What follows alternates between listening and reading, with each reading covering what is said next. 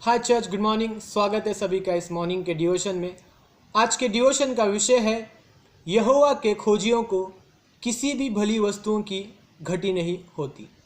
भजन संहिता उसका 34 का 10वां वचन यहाँ इस तरीके से लिखा हुआ है, जवान सिंह को तो घटी होती और वे भूखे भी रह जाते हैं, परंतु यहोवा के खोजियों को किसी भली वस्तुओं की घटी नहीं होती है। परमेश्वर को खोजना इस जीवन में कितना महत्वपूर्ण है और क्यों हमें परमेश्वर को खोजना है इस जीवन में। आपने देखा होगा कि जब लोगों को पता चलता है कि इस ज़मीन के नीचे सोना है या इस खदान में खोदने से हमें हीरे मिलेंगे या सोना मिलेगा, तो लोग क्या करते हैं कि उस ज़मीन को खोदना शुरू करते हैं और वहाँ पे खोजना शुरू करते हैं ताकि उस सोने को पा सके, ताकि उस हीरे को पा सके। हम अपने जीवन में परमेश्वर को क्यों खोजते हैं? हम अपने जीवन में परमेश्वर को क्यों खोजते हैं? क्योंकि परमेश्वर हमारे जीवन के हर हिस्से में है, हमारी अगुवाई करने के लिए, हमारा मार्गदर्शन करने के लिए, हमारी सहायता करने के लिए।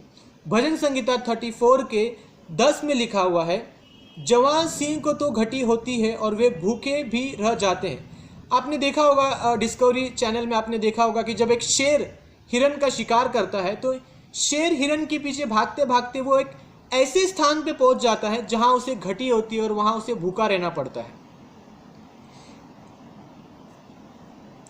इसी प्रकार जीवन में कई सारी परिस्थितियां आती है और जब हम उन परिस्थिति में परमेश्वर को नहीं खोजते हैं, तब हम ऐसे स्थान में पहुंच जाते हैं उस परिस्थिति के कारण जहां पे हमें घटी होती है और हमें भूखा रहना पड़ता है। घटी होना और भूखा रहने का मतलब क्या है? घटी होना या भूखा रहने का मतलब क्या है? परमेश्वर की योजना के बाहर हमें ऐसी चीज़ें देखने मिलती है जो हमारे आत्मिक जीवन में हमें कभी भी संतुष्ट नहीं कर सकती। जब हम परमेश्वर की योजना के बाहर किसी ऐसी चीज़ का पीछा करते हैं, किसी ऐसी चीज़ के पीछे जाते हैं और वो हमें हमारे आत्मिक जीवन में कभी भी संतुष्ट नहीं कर सकती या हमें खुश नहीं कर सकती। उत्पत्ति की किताब उसका 13वें अध्याय में हमें यहाँ पे दो जीवन देखने के लिए मिलते हैं, एक अब्राहम का, दूसरा लूत का। जब इन दोनों के जीवन में परिस्थितियाँ आती है तो एक चुनता है कि वह परमेश्वर की योजना में रहेगा और परमेश्वर को खोजेगा, और वो कौन है? वो अब्राहम। दूसरा हम देखते हैं कि लूत इस परिस्थिति में परमेश्वर की योजना को छोड़कर सदोम और अमोरा को चुनता है।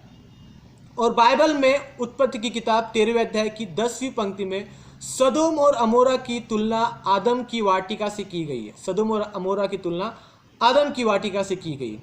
यदि आप परमेश्वर की योजना को नहीं खोजेंगे तो हम आसानी से व्यर्थ वस्तुओं के पीछे चले जाएंगे। यदि हम किसी परिस्थिति में परमेश्वर की योजना को नहीं खोजेंगे तो हम उस परिस्थिति में आसानी से व्यर्थ वस्तुओं के पीछे हो लेंगे।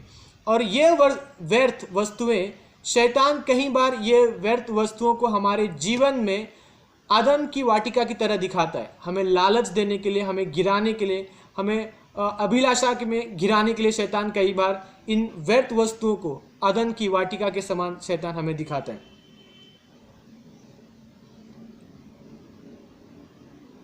और जब हम इन व्यर्थ वस्तुओं को चुनते हैं हमारे जीवन में, तब हमारे जीवन में हमें घटी महसूस होती है, तब हम हमारे जीवन में भूखे रहते हैं। परंतु उत्पत्ति की किताब उसके 13वें अध्याय में हम देखते हैं कि लूत 13वें अध्याय में लूत सदोम और अमोरा को चुनता है। 14वें अध्याय में सदोम और अमोरा पे कई सारे राजा आक्रमण करते हैं और लूत को बंदी बना लेते हैं। 18वें अध्याय में हम देखते हैं कि परमेश्वर सदोम और अमोरा को पूरी तरीके से नाश कर देता है, पूरी तरीके से नाश कर देता है। लूत ने अपने जीवन में सदोम और अमोरा को चुना जो सिर्फ इतना सा था, और आगे जाके 18वें अध्याय में वो भी नाश हो गया। परंतु हम देखते हैं कि अब्राहम ने परमेश्वर को खोजा और परमेश्वर तुरंत उसे मिलता है। अब्राहम परमेश्वर की योजना में परमेश्वर को खोजता है और उत्पत्ति की किताब 13वें अध्याय की 14वीं और 15वीं पंक्ति में हमें देखने मिलता है कि जब अब्राहम परमेश्वर को खोजता है तो तुरंत परमेश्वर अब्राहम को मिलता है। और 14वीं और 15वीं पंक्ति में परमेश्वर अब्राहम से कहता है कि पूर्व और पश्चिम चारों ओर दृष्टि कर, ये सारी ज़मीन में तुझे दूंगा, ये सारी ज़मीन में तुझे दूंगा। लूत इतना सा चुनता है और वो आगे जाके नष्ट हो जाता है। अब्राहम परमेश्वर की योजना को चुनता है और परमेश्वर अब्राहम को कहता है कि पूर्व और पश्चिम की ओर देख, ये चारों तरफ दृष्टि कर, ये सारी ज़मीन में तुझे दूंगा। परमेश्वर की योजना में हम देखते हैं कि अब्राहम को इस तरीके से अब्राहम के जीवन में इस तरीके से देखने मिलता है।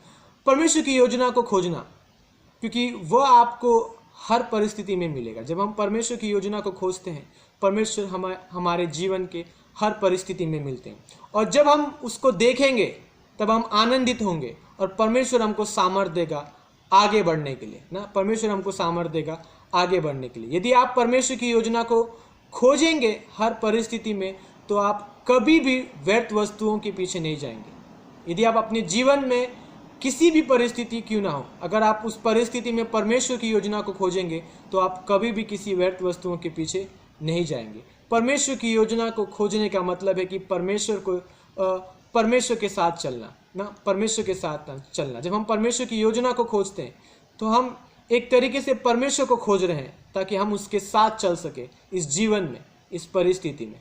आमीन।